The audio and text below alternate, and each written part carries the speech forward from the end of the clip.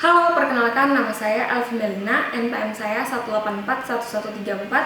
Saya dari Prodi Manajemen kelas 4 MNME. Oke, jadi di video kali ini saya bakal jelasin tugas saya hukum bisnis. Topik yang saya ambil adalah poin pertama, yaitu pengertian tentang hukum, subjek hukum, sumber-sumber hukum, dan sistem-sistem hukum. Oke, yang pertama adalah pengertian hukum.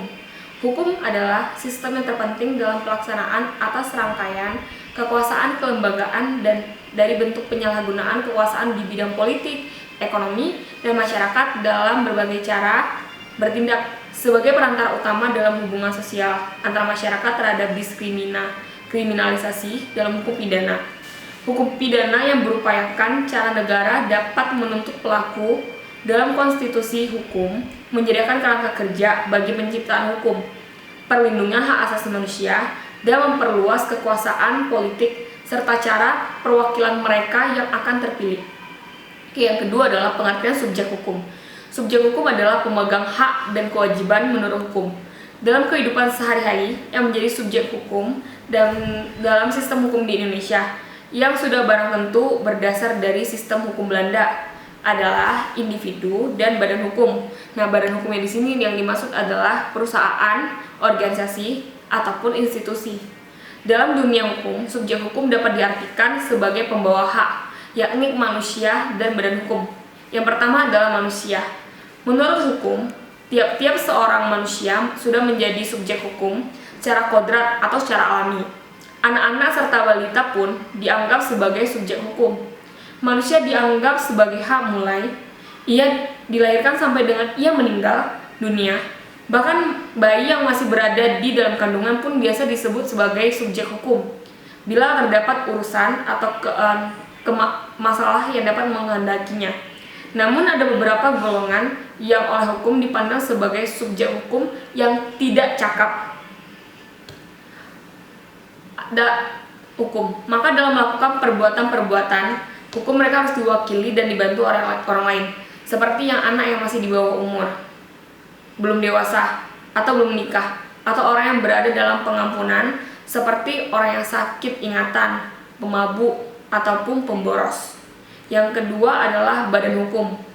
Badan hukum adalah suatu badan yang terdiri dari kumpulan orang yang diberi status person oleh hukum sehingga mempunyai hak dan kewajiban. Badan hukum dapat menjalankan perbuatan hukum sebagai pembawa hak manusia, seperti melakukan perjanjian, mempunyai kekayaan yang terlepas dari para anggotanya dan sebagainya. Perbedaan badan hukum dan manusia sebagai pembawa hak adalah badan hukum tidak dapat melakukan perkawinan, tidak dapat diberi hukuman penjara, tetapi badan hukum dimungkinkan dapat dibubarkan.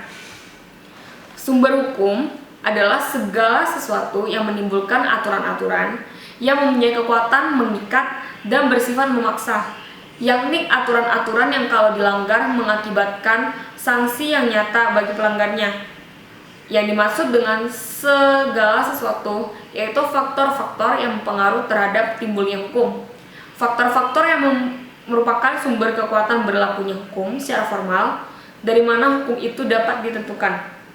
Yang ketiga adalah macam-macam dari sumber hukum. Sebagaimana diuraikan di atas dari sumber hukum, yaitu sumber hukum dalam arti material dan formal. Yang pertama adalah material. Sumber hukum material adalah faktor yang turut menentukan isi hukum. Dapat ditinjau dari berbagai sudut, misalnya sudut ekonomi, sejarah, sosiologi, filsafat, agama, dan lain-lain. Dalam kata lain, sumber hukum material adalah faktor-faktor masyarakat yang mempengaruhi pembentukan hukum. Contohnya, pengaruh terhadap pembuatan undang-undang, pengaruh terhadap keputusan hakim, dan lain sebagainya. Yang kedua adalah sumber hukum formal. Nah, sumber hukum formal adalah sumber hukum dengan bentuk tertentu yang merupakan dasar berlakunya hukum secara formal. Jadi, sumber hukum formal merupakan dasar kekuatan mengikatnya, peraturan-peraturan agar ditaati oleh masyarakat maupun oleh penegak hukum, atau yang biasa disebut dengan cause efficient and law. Yang berikut adalah sistem hukum.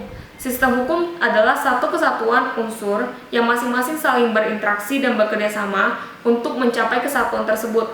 yaitu susunan sebagai satu kesatuan yang tersusun dari sejumlah bagian-bagian yang dinamakan subsistem hukum, yang secara bersama-sama mewajibkan kesatuan yang utuh. Kesatuan tersebut diterapkan terhadap kompleks unsur-unsur yuridis sebagai aturan hukum, asas hukum, dan pengertian hukum. Oke, sekian dari video kali ini. Jika ada salah kata, mohon maaf. Terima kasih.